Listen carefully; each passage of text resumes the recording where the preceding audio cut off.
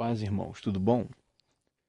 Eu quero então continuar falando um pouco sobre essa questão dos desigrejados.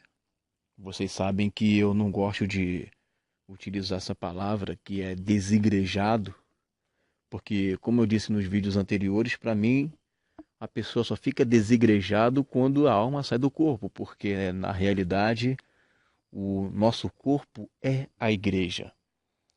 Então seria aquelas pessoas que fazem parte dos descongregados, ou aqueles que não fazem parte de nenhuma denominação, cada um com as suas razões.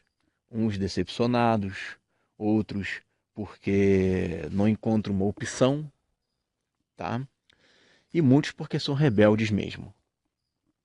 Então, já gravei nos outros vídeos, também quero logo de cara dizer para vocês que eu não concordo com tudo que se prega ou ensina ou a forma como muitos líderes cristãos agem hoje dentro da eclésia, tá? Eu não concordo.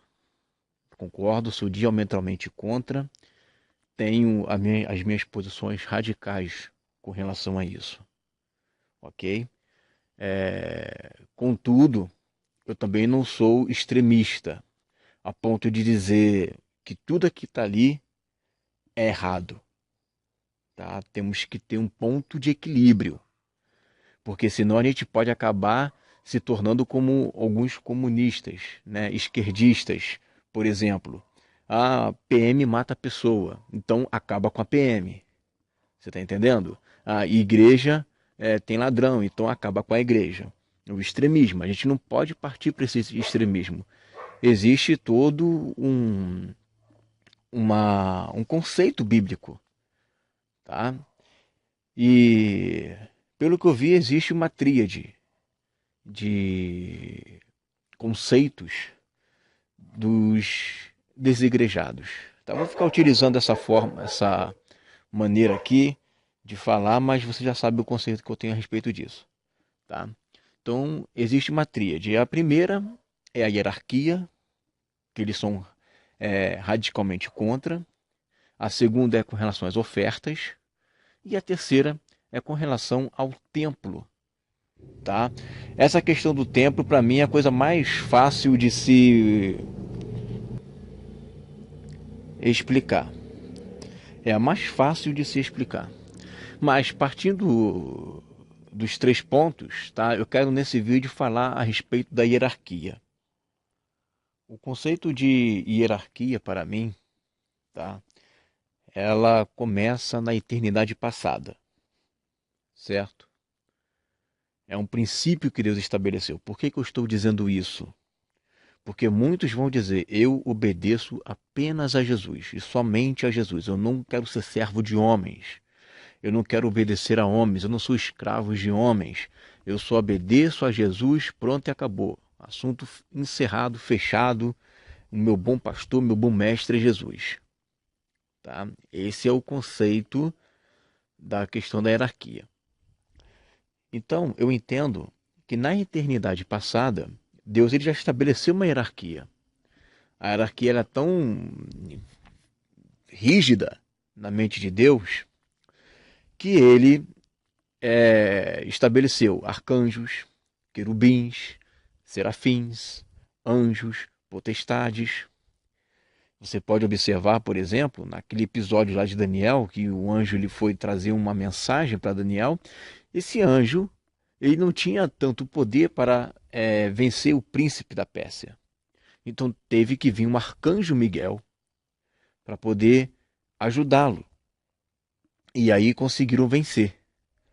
Por quê? Porque existia alguém com mais poder do que ele. Certo? O princípio de hierarquia é algo tão sério que o arcanjo Miguel, quando ele foi debater, né, a respeito do corpo de Moisés, a Bíblia diz em Judas, está escrito assim, lá no versículo 8: Ora, estes, da mesma sorte, quais sonhadores alucinados, não só contaminam a carne, como também rejeitam o governo e difamam autoridades superiores. Aí você pode dizer, mas essas autoridades superiores, né, esse rejeitar governo está ligado a autoridades governamentais do nosso mundo atual. Aí Judas vai escrever, não que ele esteja contestando isso, mas ele vai explicar que tipo de autoridade está se referindo. Versículo 9. Contudo, o arcanjo Miguel, quando contendia com o diabo, ele disputava a respeito do corpo de Moisés, não se atreveu a proferir juízo infamatório contra ele. Pelo contrário, disse: o Senhor te repreenda. Estes, porém, quanto a tudo o que não entendem, difamam e, quanto a tudo que compreendem por instinto natural, como brutos, sem razão, até nessas coisas se corrompem. Então, assim, Deus, ele estabeleceu na eternidade passada hierarquias, até mesmo entre os seus anjos. Entre os seus anjos, Deus, ele estabeleceu hierarquia. Correto? E você pode observar que Satanás, mesmo perdendo a sua glória, ele não perdeu o seu poder e a sua autoridade. O arcanjo Miguel, ele não disse eu te repreendo, porque ele reconhecia em Satanás uma autoridade, mesmo que fosse uma autoridade maligna. Ele disse: o Senhor te repreenda. Por causa disso, muitos não reconhecendo essas autoridades espirituais ficam difamando, porque eles não entendem, apenas seguem o seu instinto natural, não entendem um princípio que é espiritual. Certa vez eu estava conversando com um pastor da Assembleia de Deus, eu utilizei esse texto, mas por causa da sua maneira de pensar, né, aquela questão que eu falei num vídeo anterior, que seria os escravos da denominação, eu falei para ele, rapaz, mas o texto está bem aqui, está bem claro, falando que ele não ousou repreendê-lo porque ele reconhecia uma autoridade, esse é o contexto. Ele falou que eu estava subestimando o arcanjo Miguel. Então, na verdade, não era eu que estava subestimando, quem estava subestimando era Judas, porque esse texto foi Judas que escreveu e não eu. E aí você pode perceber que Deus, ele estabeleceu autoridades. Isso é ponto pacífico, tá? E essas autoridades foram determinadas por ele lá na eternidade passada. Ok? Eu já vou chegar no momento atual, mas vamos um pouquinho mais de história. Você vai ver Deus determinando autoridade a Adão e a Eva. Quando Jesus, o verbo, né? Eu entendo ali que era o verbo se manifestando ali e dizendo a Adão e a Eva: multiplicai, enchei a terra e sujeitai-a. Ou seja, sujeitai-a, coloque ela sobre sujeitem elas a Deus, governem sobre ela. Governe sobre os seus filhos, tá? E aí houve o pecado e tudo mais. E mais na frente você vê Deus estabelecendo um povo, uma nação, como reis e sacerdotes. Pelo menos esse era o plano original. Deus estabeleceu ali um povo, uma nação, para serem reis e sacerdotes. Neste caso, o povo de Israel, que acabou negando o seu Messias. Então vem Jesus, e com ele ordena apóstolos, tá? Depois ele sobe aos céus e dá dons aos homens. E aí Paulo vai explicando mais abaixo os seus dons, tá? Eu já vou estar explicando sobre isso mais na frente. E após a volta dele, ele vai estabelecer o seu reino milenar. E no reino milenar nós vemos a igreja governando como reis e sacerdotes sobre as nações. Então, sempre, sempre, não existe um hiato de tempo. Sempre vai existir uma autoridade. Sempre. Seja na eternidade passada, seja com Adão e Eva, seja com o povo de Israel, seja depois com sacerdote, com rei que ele estabelece, com sumo sacerdote, seja com Jesus e a igreja, seja no reino milenar e no reino eterno. Sempre vai haver uma hierarquia. Não existe um hiato de tempo. E essa hierarquia, todas elas estão sujeitas a Deus. Todas elas. Como que eu entendo essa questão da hierarquia para nós no Novo Testamento? Eu entendo da seguinte maneira: que Deus, o nosso Senhor Jesus Cristo, ele mesmo sendo a maior de todas as autoridades, ele se fez homem e se fez servo. Jesus estabeleceu um princípio bem prático daquele que quer ser o maior.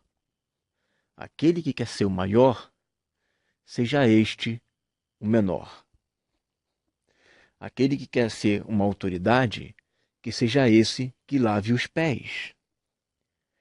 Paulo disse lá em Filipenses, no capítulo 2, que cada um considere o próximo superior a si mesmo.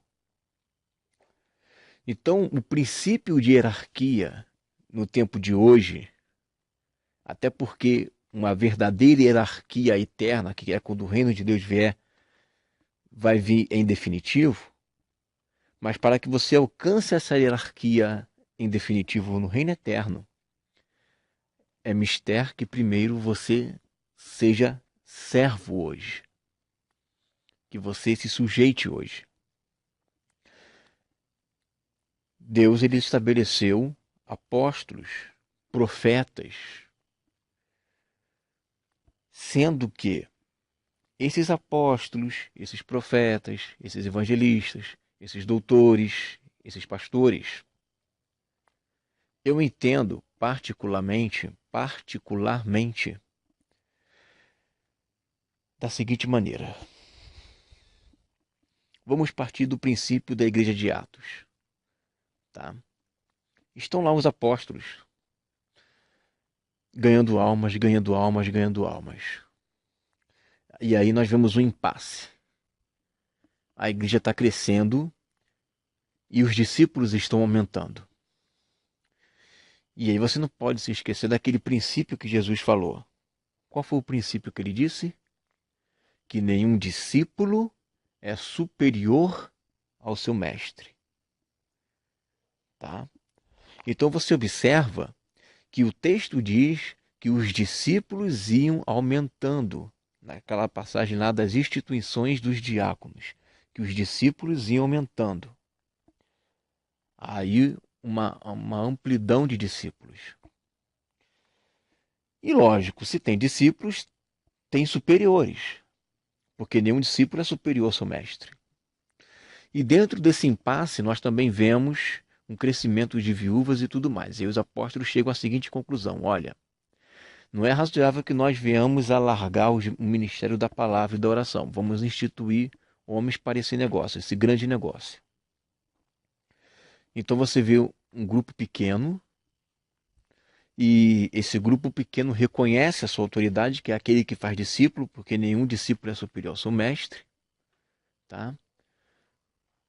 Só que o negócio está crescendo. Nisso que está crescendo, eu tenho que ordenar pessoas para esse negócio. Então não é difícil. A questão da liderança, ela vem a partir do momento que há necessidade. Se há necessidade, A igreja reconhece porque o que eles fazem? Eles fazem uma oração e nesta oração há uma concordância da igreja de colocar pessoas ali na frente de um grande negócio que seja cheio do Espírito Santo. Essa é a questão. E aí partimos do seguinte princípio. Deus deu à igreja, né, e esses dons para que essas pessoas elas estejam ali para o aperfeiçoamento do corpo. E aí entramos num aspecto que eu posso dizer que este é um problema X e chave da igreja também. Qual o problema? Quando Deus ele estabelece uma autoridade na igreja, quando essa pessoa ela toma o poder para si, ela se julga dona. Tipo, ela não vai usar essa palavra, mas nada acontece se não tiver o aval dela, tá? Então, quando ela se julga aquela pessoa que centraliza o poder nela, todo o poder está centralizado nela, aí é que está o problema. Porque Deus vai usar uma pessoa lá, membro da igreja, para falar alguma coisa, e como o poder está centralizado nela, uma vez que ela se vê líder imediato, entramos num problema muito sério. Porque se essa pessoa não tiver uma certa humildade, não quiser ouvir, não quiser se submeter a uma palavra até mesmo de correção, como que vai haver um aperfeiçoamento do corpo? O aperfeiçoamento do corpo é quando você vê pastores, é quando você vê doutores, é quando você vê profetas, é quando você vê evangelistas. Todos eles, um auxiliando o outro, que é o que Paulo fala, para o auxílio, né? Esse aparelhamento do corpo unido, trabalhando junto.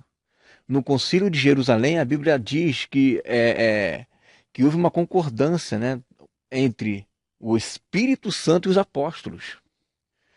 Então, ainda que houvesse apóstolos ali que tiveram com Jesus, que foi no caso de Pedro, Paulo, também por ser apóstolo, ele não temeu em repreender Pedro. Por quê? Porque existe um aperfeiçoamento do corpo. Mesmo Apolo sendo poderoso nas palavras, foi lá Priscila e Áquila e ensinaram a Apolo mais precisamente a palavra. Por quê? Porque é um aperfeiçoamento do corpo. Então o problema não é se tem liderança ou não. Porque líderes Deus põe na igreja. O problema é quando esses líderes centralizam o poder e quando um outro líder da igreja ou vai fazer uma correção, vai falar alguma coisa e diz, não, não posso, eu não quero. Mas o problema é que Deus levantou não somente uma, levantou vários.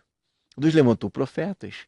E aí o que acontece? Quando essas pessoas, tanto líderes, tanto evangelistas, como pastores, como mestres da igreja, como os profetas, eles fazem um conselho na igreja, esse conselho ele tem que prevalecer mediante a concessão deles e do Espírito Santo. Você entendeu? E a igreja, como é que fica? A membresia? Essas pessoas que foram levantadas por Deus ali para liderarem, foram levantadas pelo próprio reconhecimento da igreja. A igreja levantou eles, porque, irmãos, não existe uma tribo só de cacique. Eu não estou falando que todo mundo é sacerdote, que não estou dizendo, não estou retirando das pessoas o seu ofício de sacerdócio. Nós não estamos falando de sacerdócio real. Todos nós somos sacerdotes e filhos de Deus. Eu estou falando de governos. Eu estou falando de dons que Deus deu para a igreja. Você percebe, por exemplo, que a Bíblia utiliza a palavra ancião. Se você vê, Timóteo era um líder da igreja, gente. Era um ancião, era o mais antigo ali. A gente não pode tirar isso da igreja, esse governo da igreja. Nenhum discípulo é superior ao seu mestre. Seria um absurdo você chegar e dizer que um camarada que acabou de entrar na igreja, foi batizado agora, não sabe nada do reino de Deus, não sabe nada. A única coisa que ele sabe é que Jesus Cristo é o Senhor. Falar que o camarada tem uma mesma autoridade de alguém que está 60 anos ali dentro, ganhou a alma, já foi para missões, já foi preso, já voltou, já foi liberto, só faltou ser mártir, cheio de marcas de Cristo, cheio de experiência, ganhou milhares de pessoas para Jesus. E aí vem um neófito na fé, um camarada que foi ganho hoje, cara, tu tem a mesma autoridade do que ele, hein? Não. Isso é um absurdo, gente. Nenhum discípulo é superior ao seu mestre. Nós temos que respeitar essas autoridades. O que não pode haver dessas autoridades é um abuso do poder. Deus só revela se passar por mim. Deus só fala se passar por mim. Não.